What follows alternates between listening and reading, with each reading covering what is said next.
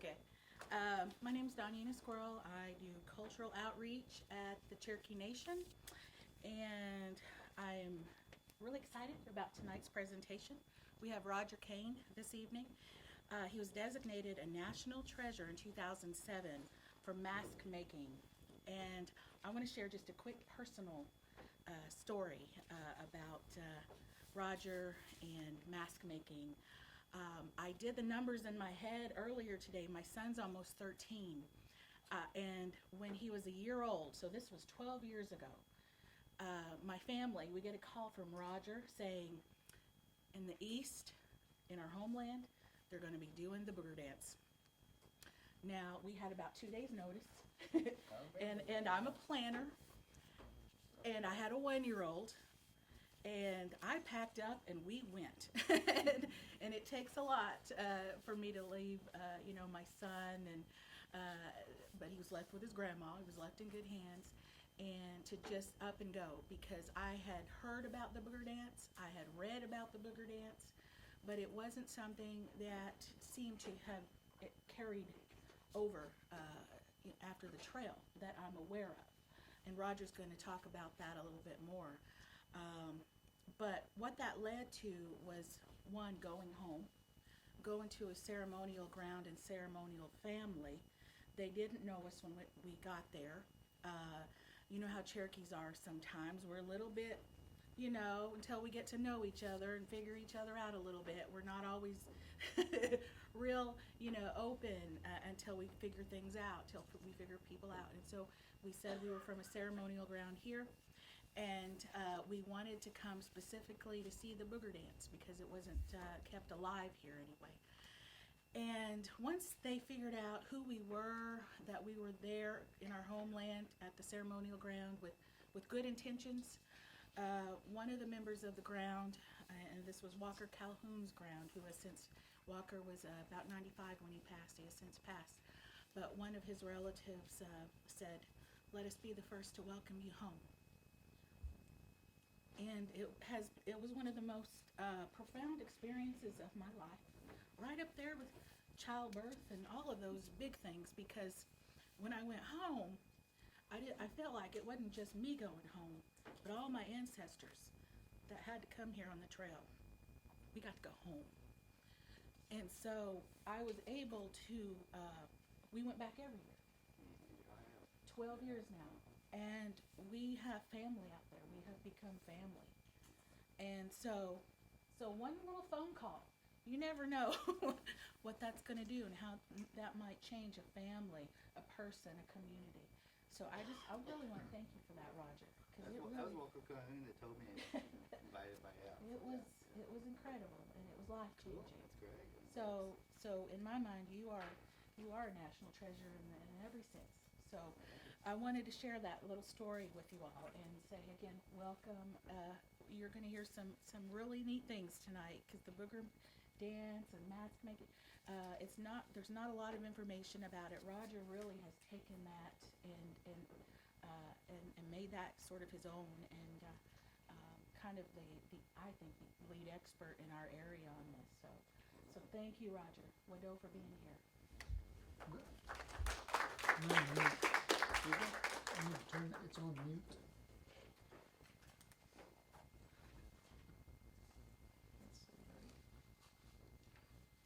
Is it on now? Oh, perfect. Thanks. All right. Hold on. Okay.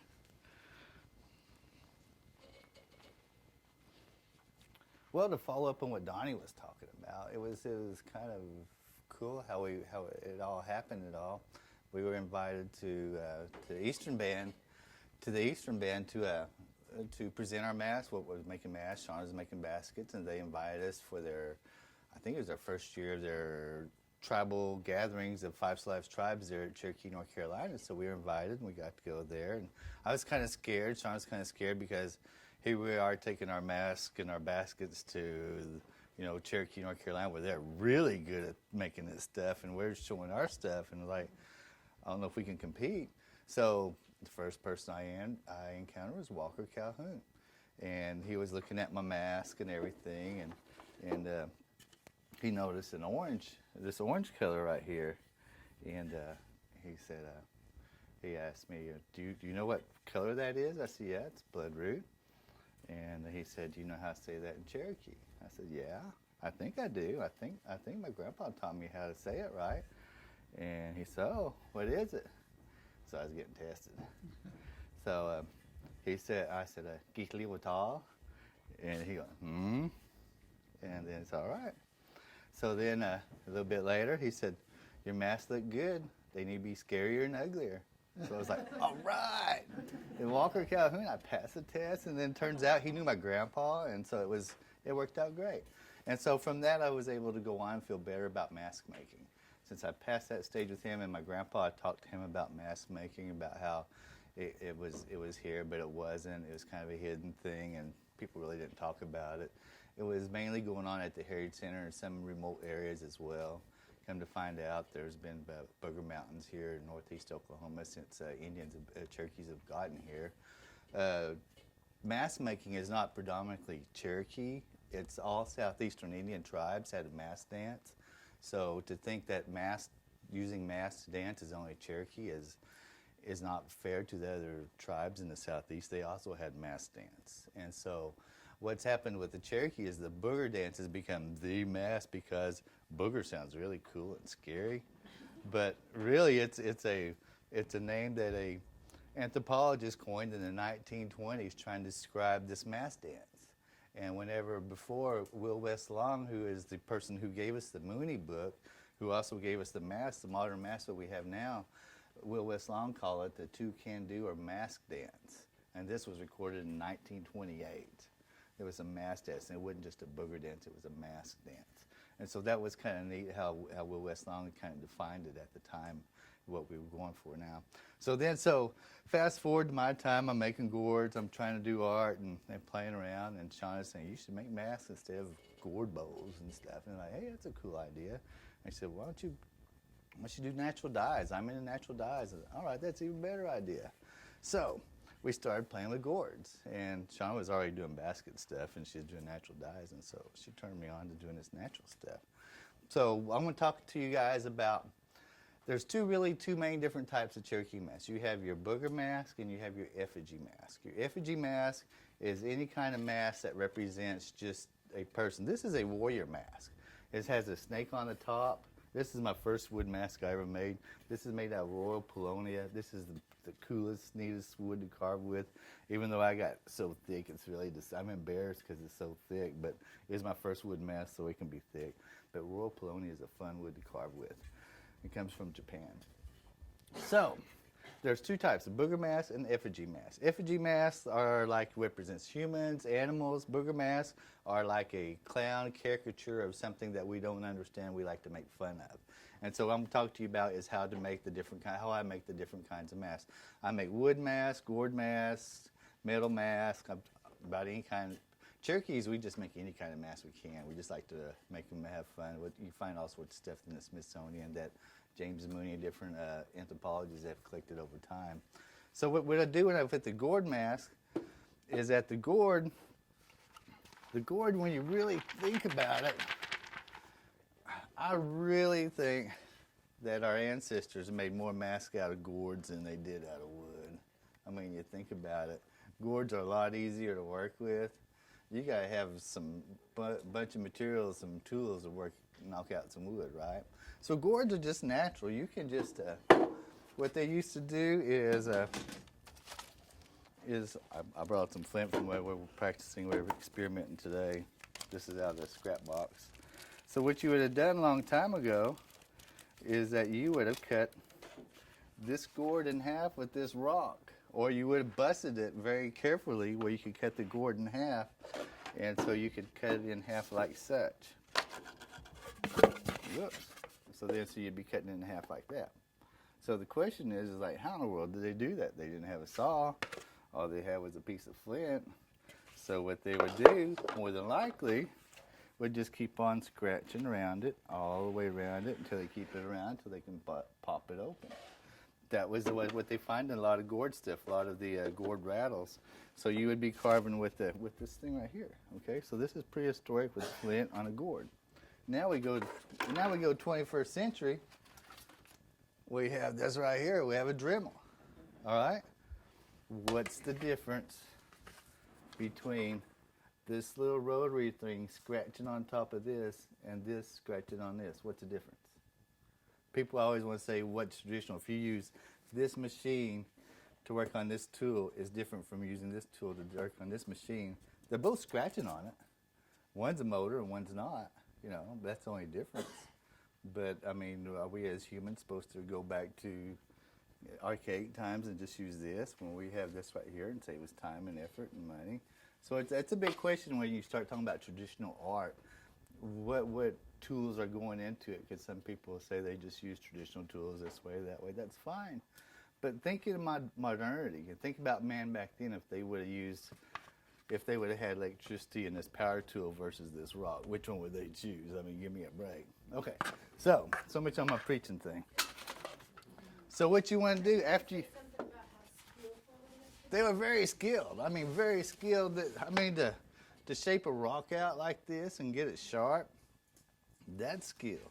Taking a gourd like this, cutting it in half, and cleaning out the insides, getting it all ready to carve on, that's a skill. Come on in, y'all.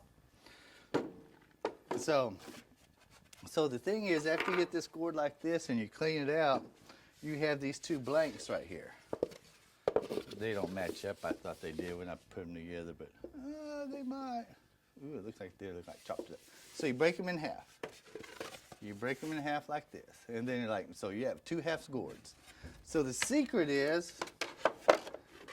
so like right here on this gourd right here, I've worked this bottom now to be the straight part, okay?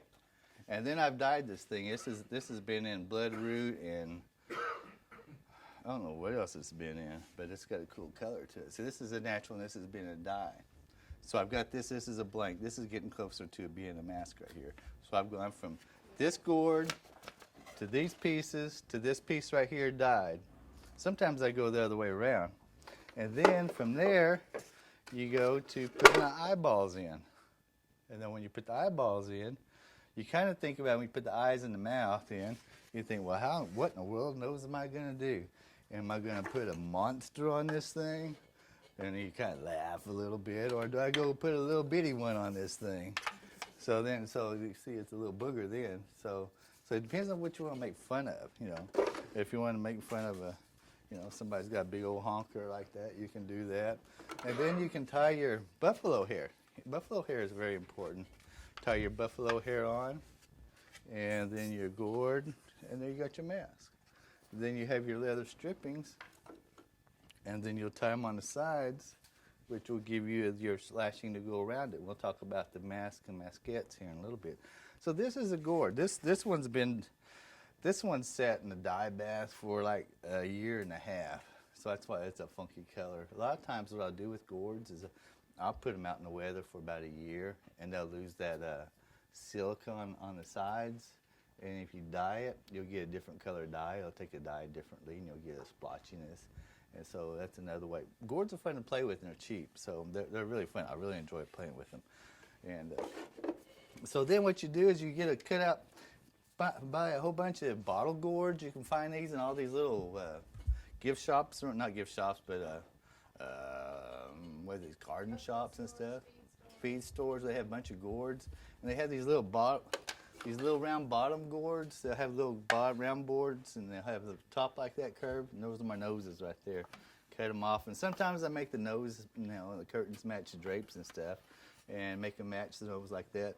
Or sometimes I go a little bit different, and I'll put a different color nose on there just to make them look a little bit different. Okay, so. How do they have the long noses? I mean, you hear about bigger masks. Right. Long noses. A booger mask, a long noses, it's. I don't know if I have any of those up there. What were you trying to say? The ones behind you, Yeah. in it? Yeah, like this one right here. I mean, is that something that's, how old is that? Well, we know that, I can't remember his name, Bartram. Whenever he was going in the southeast and was that late 1700s before our independence stuff, he was the botanist here in the U.S. and so he went around. So he recorded a lot of dancing that the Southeastern Indians did, And that one of them was he would catch them doing dances. They'd be wearing Gourd Masks, and they would be doing very bawdy and inappropriate human scenes, but they were acting out. They were making fun of other Indian tribes at the time because the Europeans really weren't getting too much of a toehold on them there, but they were making fun of the Indian tribes.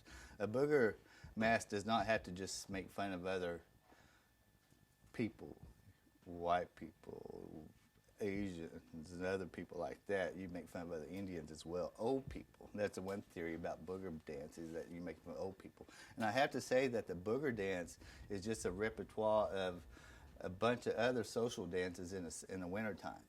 That was traditionally in the wintertime. Now, since they're not so traditional, the Booger dance is done year round, just like the stomp dance. Stomp dance, there's a repertoire of dances that you do during the stomp dance. That's the same way when you do your winter dance with the Booger dance, you'd be doing it with the eagle dance, bear dance, and other stuff as well. This would just be part of the mask dance, would be part of the humor stuff and having fun. And they leave. And we'll dress up and act like the Boogers here in a little bit. So any questions at all? I feel like you're having all these questions. She said she's going to be quiet too. Well, I know. What you're missing. What's the lesson to be taught with these? Isn't there something about a lesson with the Booger Mask? The Booger Masks are really for us to be able as a group of Cherokees to have a social event, and where we're having a good time, and then all of a sudden our social event changes, where something foreign object, some foreign thing comes in and changes what we're doing. We're in there dancing, having a good time, we're relaxing and visiting and great fellowship, and then all of a sudden these beings wearing these masks and these outfits come in, and they want to pick fights and just be mean, just cause trouble. They want our women, they want to fight our men. So what we do as Cherokee people, we grab these boogers, we make them get in line, and we make them tell us their names, and then we teach them how to dance and how to act as Cherokees. And then after we teach them how to dance and how to act, we tell them to go on. They leave the building and go on. That's what the Booger dance is all about, is about us teaching these outsiders how they're supposed to act as Cherokees, as human beings, and we'll be nice to each other and that stuff. And that's what the Booger dance is about. It's just a whole bunch of dances together. It's not just one ending dance. It's a whole bunch of them. So did I answer that question? All right. Yeah. How do you get the nose on there? The nose? Super glue? No. I'm glad you guys do that. What I do is when I first started making masks, is like, how in the world they tie those noses on? I got lucky and I did I got stuff over my shirt right here. I did a presentation with Fort Gibson Public Schools, where they did some thing with the Smithsonian, where I was teaching a cultural class, and they gave me a list of masks that I'd like to use to teach from. So I went through and I looked at them, I picked them out, and so they would pull them out when we was teaching this class at Fort Gibson, and we were able to look at them, and they'd flip them around. I asked them to flip them around, and I could see that they were tied with rawhide on the inside. And when you tie it with rawhide and you stretch that rawhide, and when that rawhide dries, it tightens, and that nose doesn't hardly move. It stays there, and that's pretty much that's how I get the nose on there. I don't use glue. The only kind of modern thing I use on these masks, besides I try to go back to the 18th century or 19th century, where I try to stay away from glue. Everything, the hair's tied down with rawhide, and so the only thing modern I put on here is the Indian magic. And that's the thing that makes it shiny, polyurethane. Everybody always asks me how it makes it shiny. I put Indian magic on it, and they just like, ooh. And it's like, all right. So here's a mask. This one right here. This is a maskette. I make two different kinds. I make maskettes and I make dancing masks. Maskettes are masks that really don't fit around your head. Okay, that's what a maskette is. It could be a big one, it could be a little bitty one, but a maskette is one that will not fit around your head. So I make these kind. These are more of a tourist thing, and then I make one of these right here. Then I make the dancing kind. DJ's dance with that one. Then I make these dancing kind, which are larger ones, and they dance. So if you fit on your head, you can dance with them back and forth. So this is a dancing mask. And I sell these more than I do a maskette, because a maskette is just for standing on a wall. It's not for use. And I must say that if we dance with a mask, whenever we dance, we are not a organized group of booger dancers. We just kind of all get together and we go, and that's kind of historically what mask booger dancing was. Just it's a secular dance. It's a non-religious dance. That's how I have to stress to everybody. It's a non-religious dance. And so you have always a soft group of people that dance and do stuff with. It's not a firm group. It's not anything sacred or anything like that. So I'm going to pass these around. Y'all look at them, do what you want, put them on, take pictures with them, have fun with them. I don't care. Yeah. How would BJ's mask it? I think it was this one here. Oh, was it this one? I have a picture of him with Oh, that this with one? his white shirt. That one would fit BJ. That is him. Is this one? All right. You got it? We model them all the time. Shauna gets mad because I come in. I come in with gourd dust on my head. Let's go this way. So the next ones, so that's gourd masks. Gourd masks are the fun, easy ones to make. Before you go on, Donnie did say, you guys know I'm very curious, those of you who don't know, and he helps me with this because I know. She's just mouthy. No, I'm not, I'm helping. So when Donnie was saying the part about how there isn't a lot of evidence in Oklahoma, like after removal of booger dances, you really didn't talk about that very much, and I think people are interested in that. Would you do that? Okay. So Donnie's talking about earlier about the evidence of booger dances here in Oklahoma after removal. I have evidence that it occurred at different times, going from statehood all the way up through different times, up through the mid-40s, whenever John Kitcher was talking about doing their, what is that called? Their community development, Indian arts and crafts stuff that they did in the 40s and 50s. Our tribe has always worked on this to try to keep our culture and stuff going. But we can see it going on at the Heritage Center as well, where they're starting to wear masks as well whenever they're doing it in the 70s. You have Sam Mellowbug, is probably the most famous one around here that made masks around here.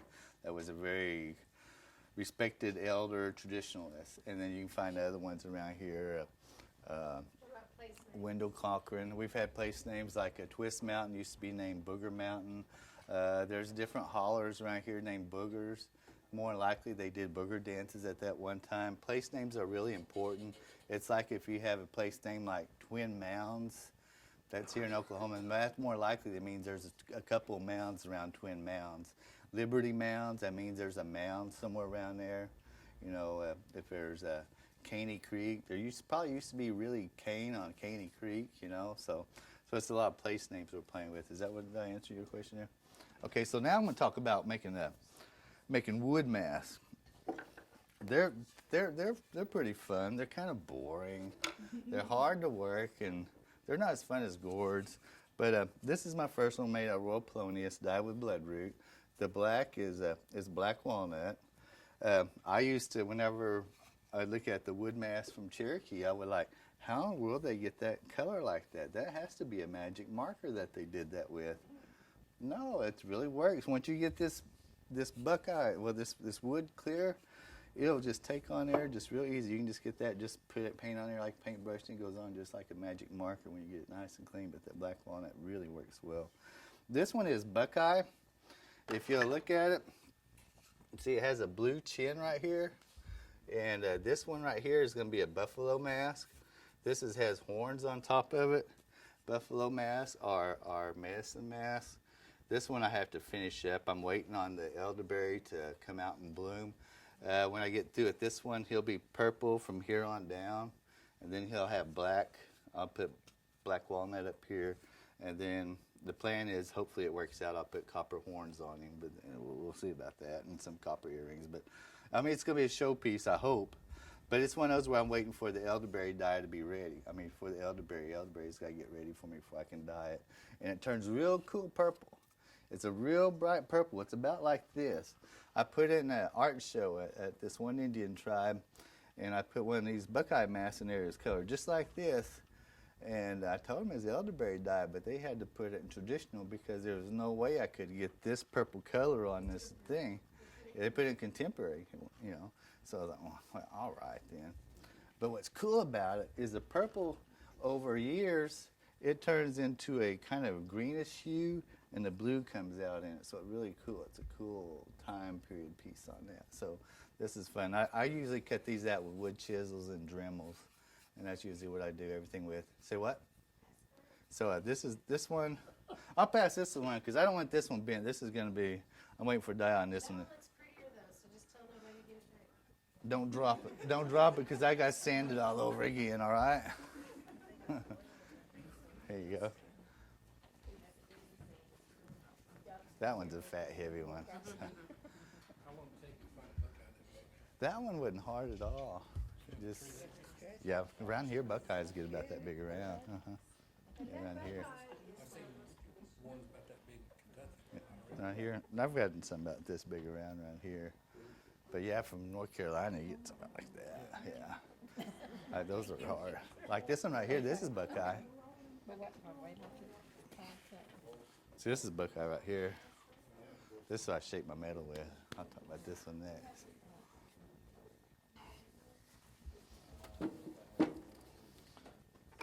Okay, so when you're making these masks, this is a mask, right? People are like, oh, that's ugly. Stick a feather on that thing and it's Indian-fied now. And it'll sell. You put a feather on it, there's just something about putting that feather, even if it's an ugly feather on it. I hate putting feathers on it, but sometimes you have to. But so yeah, feathers are pretty, wild turkey feathers.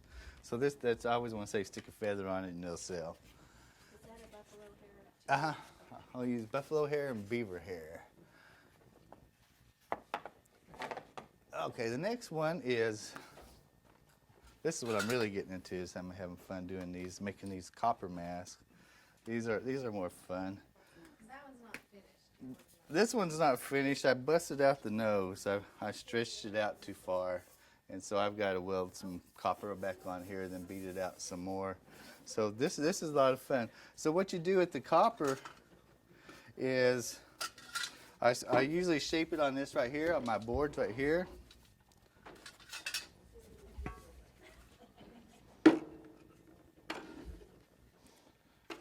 My copper masks really don't stay around very long for some reason. So this is usually the way I make my size of my mask right now. I built this one years ago before I made this blank. But this is how I usually shape my mask faces around this one. I'll heat it up and I'll beat it around. And I heat it up with my torch. Or if I have a fire going, I'll just stick my copper on the fire for just a little bit. Because you gotta be careful putting copper on fire because it'll melt on you really fast and you'll just have a glob mess and it's like, oh, it's no fun. So this is what you form on right here. So what I'm getting into now, this one I've got to weld some more copper on here, and you just beat them out with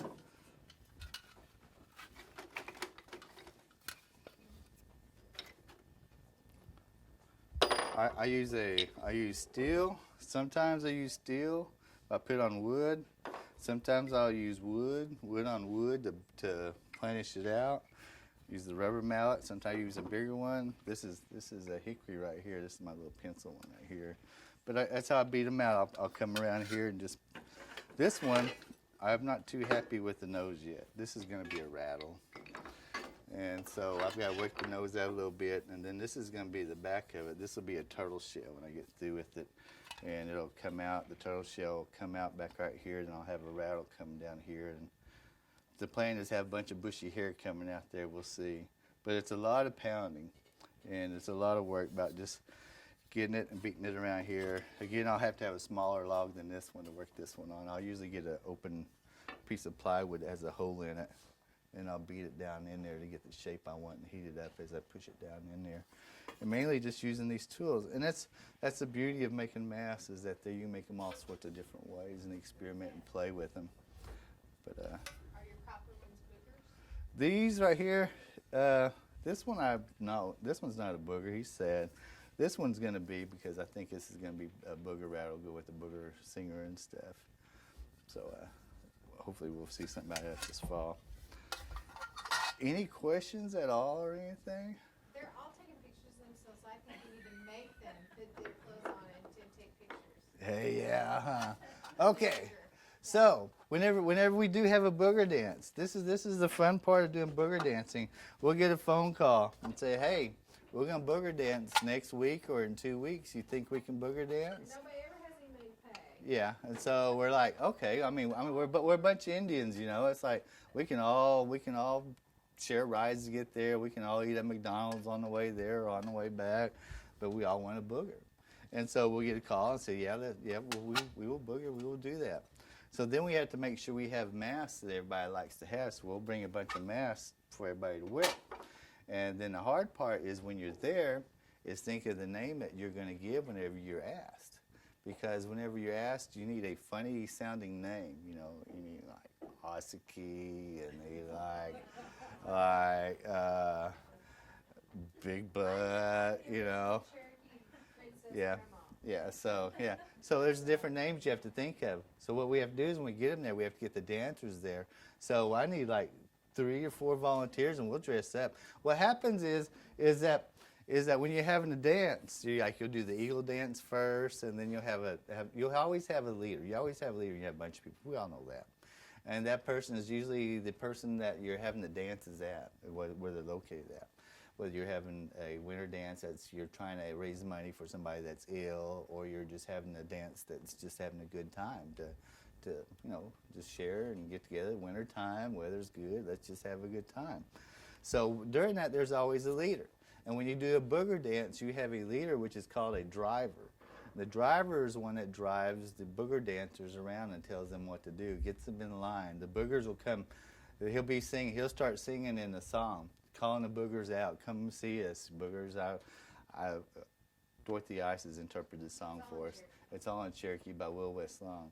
Telling the boogers to come out, come see us. And so they'll barge into the room. They'll barge into these doors and they'll come around.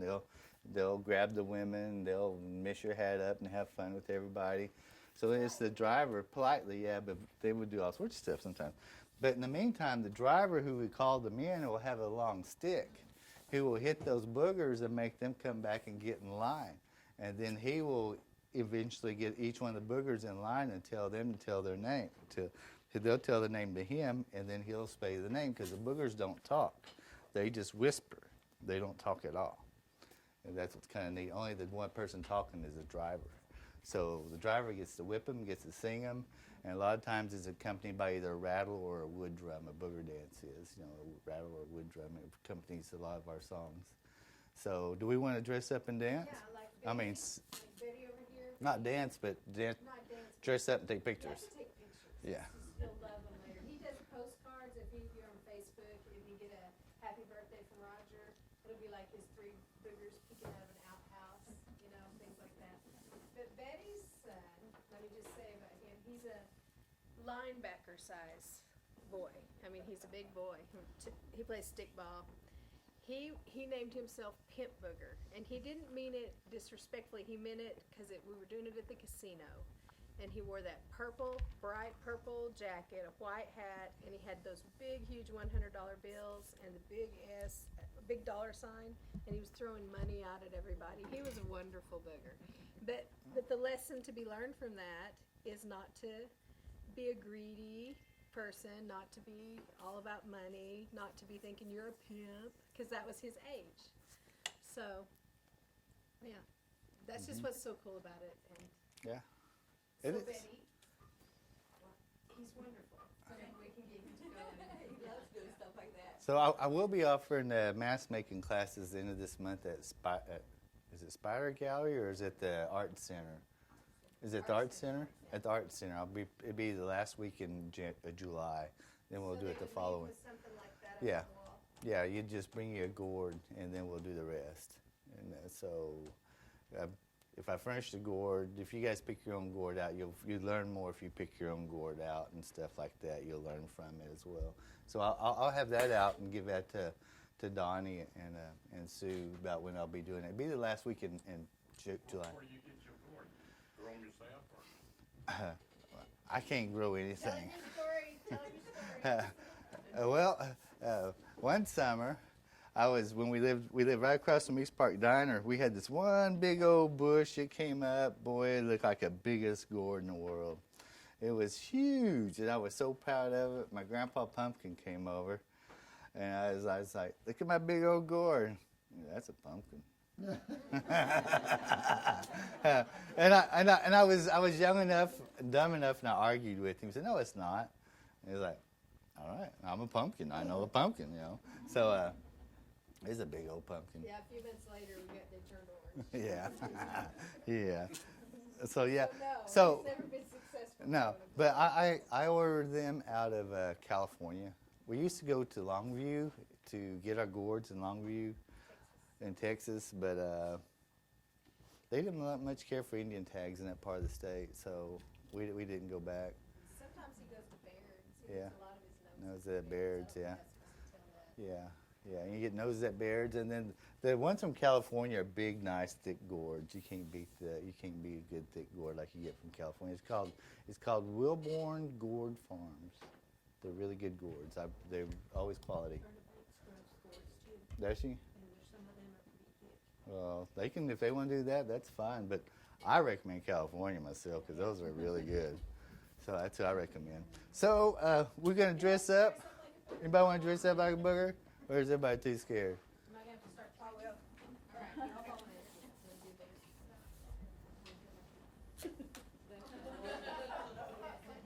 Come on, be brave. Be brave. It's very fun. 'Cause it's funny. And you think of a name for yourself. Think of something. Okay, so Booger's get everything. Oh, all right. Okay, so like one year we had, when we do the princess, I wear my Cherokee princess, and I dress up like a Cherokee princess. So I'll do the princess.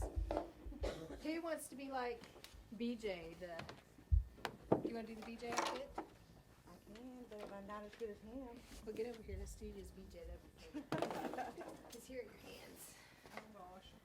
Okay. So what we've done is, and I say we, because the women organize the men in the booger dance. The men are hard to get together, and we dress them Oh, wait a minute. Does that and work? help them. And they think they come up with their own names, but we help them. But BJ really did. I wouldn't have never come up with Pimp Booger. So, because it will completely transform you. And we need you all guys in a row, so come on. Who am I going to point out? Come on, Joker. Come on. We'll make, I got a perfect one for you, Joker. With this Indian vest. You're not going to do it? Come on, represent Stillwell. Well, see, I know his daughter, and that's why I'm poking at him. Keep like him, he'll get up there. Come on, Joker, please. Is it okay if I'm calling you Joker? Because that's why I grew up knowing his name. Because he's a joker. You can't believe him. He never tells the truth, does he? We'll make you really into it. Which one? I love this. This is great.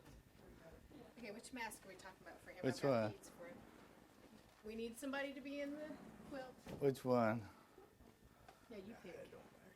This one. Rochelle, get over here. That one. Let's do this one. That one looks good on you. No, I'll tie it on your back. I'll Yeah. tie it. You did? But Tie it I on want him? to be a princess. No, you tie it. Okay. You tie it so it won't pull his hair. Yep. No. Yeah, let's do that. is that Johnny Depp? Oh, perfect. It is a Johnny Depp. Now, does that hurt? Perfect. And remember, they're funny. Yeah, it gotta be funny. And you gotta act funny. Yeah. So your stance is gonna be something. I don't know, but I act like I'm an old woman with my back like this because I'm a. You gonna put your blanket on? I turned 50 this year. Yeah. You old lady. Yeah. Oh, perfect. I'll put this red. Hold this old lady's cane right here. I don't know if I got a mask for you. Okay. Let me put this on.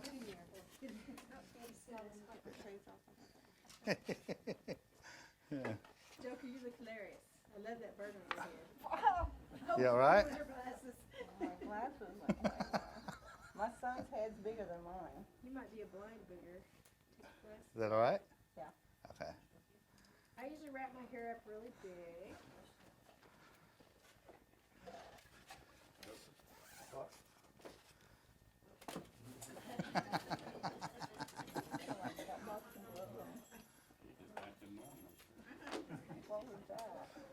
Oh, that looks even better. You do. go.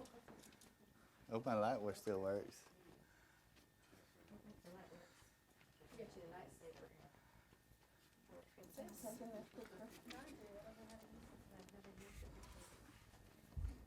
We're gonna pose for you guys, cause you're chickens.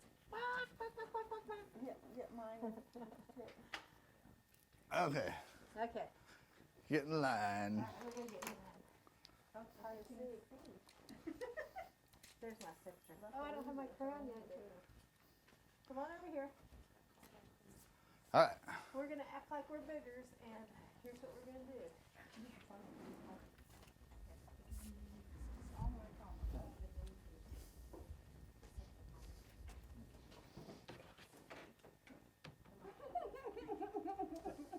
Put your mask back on. Well, we're gonna come up with our names. You can talk with mask on.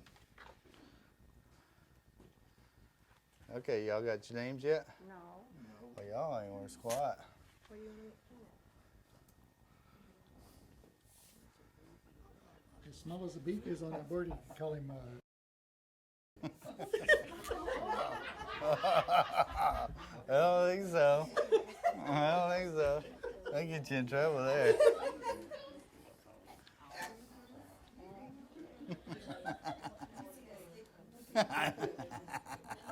You can bop him in the head with this, ain't it?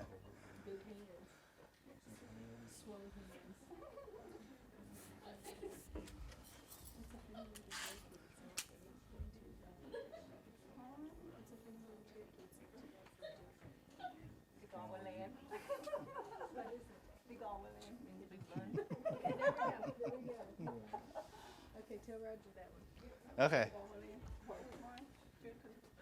Okay, so what we would have after the boogers came in, bothered you guys and all that stuff, I'd have to get them in line, get in line. Cause see, Yep. you would be running all. Yeah. So they'd be all around everywhere. Get back over here. I'm a woman, so I'm after all the men. Come on back here, easy woman. Come on. Look at her. Yeah, that's what they'll be doing. Get back over when you do her name. I know. She won't even be this active at the house. Come on, I won't pop you one. Okay, so after they came around, they bothered you guys. Where's my cane? I forgot I was old.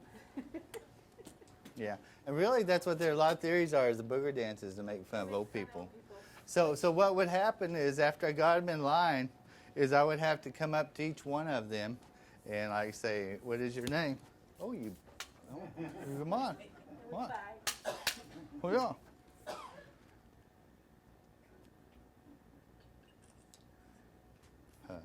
She thinks she's the first Cherokee princess right there, so I'd be like, everybody be laughing. She thinks she's the first Cherokee princess. I'm the great grandma of all those Cherokee princesses. You're not supposed to talk. Oh, that's right. And your name is? Gawayu? Ugawayu. What's that mean? Oh. The cheese. The cheese. And this one? Juton. Juton Juolin. Big hands? Big hands. So she has big hands. I wonder why she has big hands. But so that's what you would do. You would get them all, and then what we'd do next is all the women would grab a man, and all the men would grab a woman, and would dance around the fire.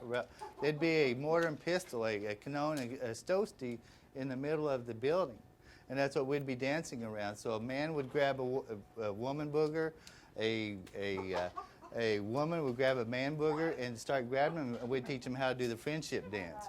After we did the friendship dance, we would let them go and say, "Okay, boogers, we taught you what to do. Now you go on and get out of here and leave us alone." The boogers leave, and then we start doing some more dances. So that's how the booger dance is. It's not the one and only one. It's just part of it. But it's just because of the mask part, everybody thinks it's like sacred or not. But it's the way we understand what's going on around us, and it's a lot of good fun too. You get to poke at people in power. You get to poke at people that you don't much care for. You get to poke at old men that make all the decisions. Why do these old men get to make decisions and us youngins don't? That's just not fair. So you get to poke at a whole lot of different things. It's our own satire. It's Cherokee satire is what it really is. And so y'all get out of here. Go on, quit eating. Huh? Go on, quit eating. You can't find your mouth in there. Get out of there. So then we'd run them out. We'd start dancing some more, and she thinks she's funny. So that's a booger. It's a masking thing, and so y'all get out of here. Go on.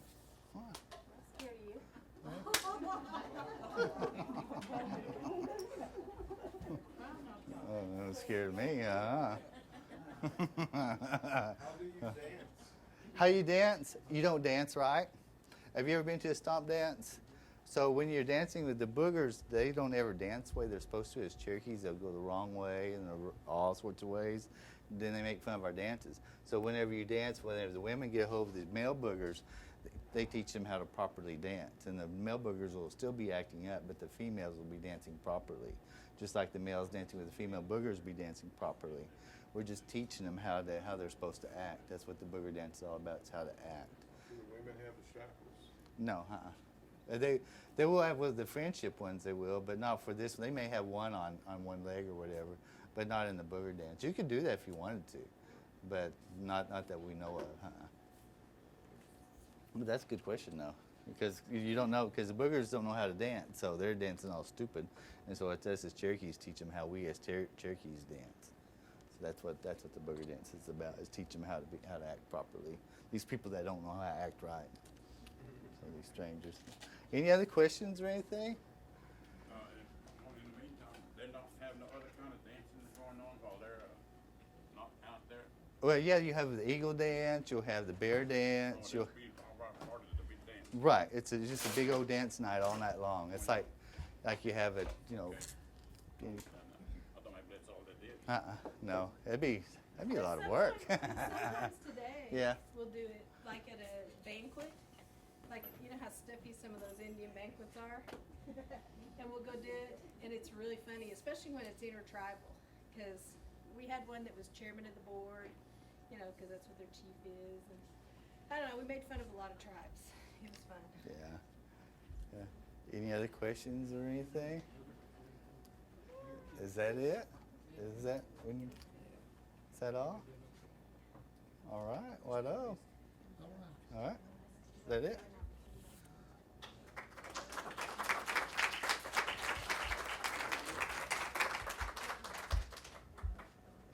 That was great. I'd love to see the booger dance come back. We're working on it. We're slowly on it. Yeah, we're slowly doing it.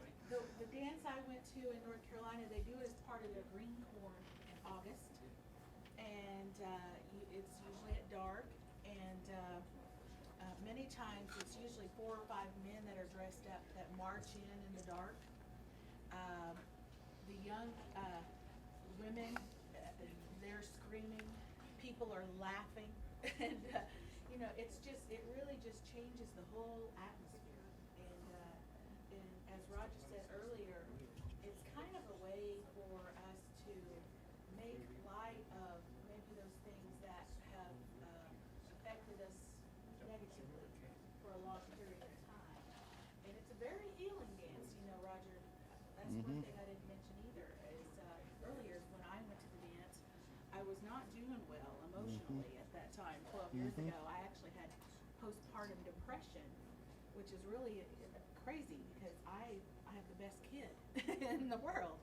But, it's an emotional thing, it's a chemical thing. But after I went to that booger dance, I felt so much better. It was healing, it was medicine. And it's a very special thing our people came up with, to just be able to make light of things, make fun of those things that really have kind of hurt us. It's a different way of looking at something and dealing with kind of something that could have been negative. Right. And so it's really amazing what you've taken up, and I appreciate all of the efforts you have made to bring it back here. We're gonna And work on that. it's a very special thing, and I hope it's something y'all get to experience in person someday. Again, Waddell Roger, it's great to have you here. Oh, thank you, thank you.